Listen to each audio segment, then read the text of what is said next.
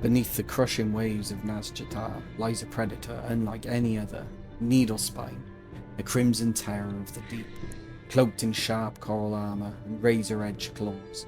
This rare crab isn't just a challenge to find, it's a statement of true hunter mastery. In today's video, we're diving into the dangerous trenches of Nazjatar to track down this elusive creature and claim it as our own. From its haunting silhouette among bioluminescent reefs, to the moment that taming bar hits 100%, you won't want to miss a second. So grab your gear guys, steady your nerves, and let's plunge into the depths because Needlespine is waiting, and it's hungry. I'm your host Rayman from Respawn Games, and let's get to it.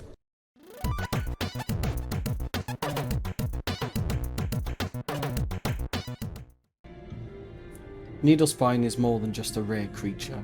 It's a living remnant of Nazjatar's turbulent past.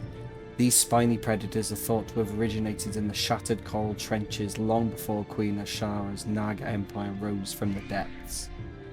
When the Naga began their conquest of the ocean floor, they found the Needlespines to be perfect sentinels, aggressive, intelligent, and nearly indestructible. Their razor-sharp spines and crimson armour are said to have evolved from exposure to the corrupted energies that seeped into the seabed during the Sundering. Legends among the Naga claim that Needlespines were once guardians of ancient relic sites, bred to patrol the borders of Azshara's domains. Now, centuries later, only a few remain, wild, territorial, and fiercely independent. They're survivors of a world that drowned long ago, haunting the trenches of Nazjatar as silent witnesses to its history. For a hunter, taming Needlespine isn't just about skill, it's about earning the trust of a creature forged in chaos and resilience, a true test of patience, courage, and respect for the ocean's most enduring predator. Okay guys, there's not a lot really to talk about in terms of its drops. You've got the basic crap like thick crab claw, tensile eye stalk, moist fillet, sorry. Then you've actually got something called Chitterspine Needler, which actually teaches you how to summon this pet as a companion, which is really cool. So that's worth doing, and that's a 12% chance, so it's worth kind of trying to farm it just for that, I think. But apart from that, there's not a lot else, guys. So the drops might not be that good, but the abilities are quite cool though. It's got 3 in total. There's one called Hunger, which increases the caster's attack speed by 10%, which is really useful. Got Slicing Claw, which inflicts physical damage to an enemy every 1 second for 12 seconds. And Spine Molt, which inflicts physical damage to enemies within 10 yards. So all pretty handy, really. Definitely worth getting as a pet just for those abilities alone, I think. Okay, guys. It obviously can be found in Nazjatar. And there's quite a few spots it can be found in, as you can see on the map. You just have to kind of fly around. I've found it. It's you definitely have to go kind of underground, not underground, under the surface in the cavern type places. And there's one there. Definitely, that's where I found it a couple of times. So just go under the surface and just hover around the caverns and just keep looking out for it. I would highly recommend my add-on Silver Dragon. It's not mine, but the one I use, because it detects it for you if you're in like close proximity of it. So very, very useful. Yeah, so that's the best thing to do, I think. Okay, guys, firstly, I'm going to start with a bit of an apology because, as you can probably tell, my voice has absolutely gone up in recovering from a cold. And yeah, it's not the best sounding. It kind of sounds raspy, so some people might prefer it, but I don't. Anyway, guys, we start the video here in Stormwind as usual. It's where my Hearthstone is because it's the biggest hub, and it's where you can find most, all the portals and docks and things like that. It's just easier to get around from Stormwind. First thing you're going to want to do, guys, and as I say in every single one of my videos, the most important thing is you go to a stable master and you make sure you have at least one space available, because you don't want to have to go to the location of your pet only to find you can't tame it because your stable is full. So make sure you have at least one slot available. I've got 5 because I do this a lot. So yeah, Just going to head there now. So you're going to want to head to the Mage Quarter and go to the perilous portal. If you don't have that portal active, then I suggest you start the Battle for Azeroth expansion, and I have a video on how to do that. I've explained how you get through it and everything. It's really long. Well, it's not really long, but it can be quite long-winded.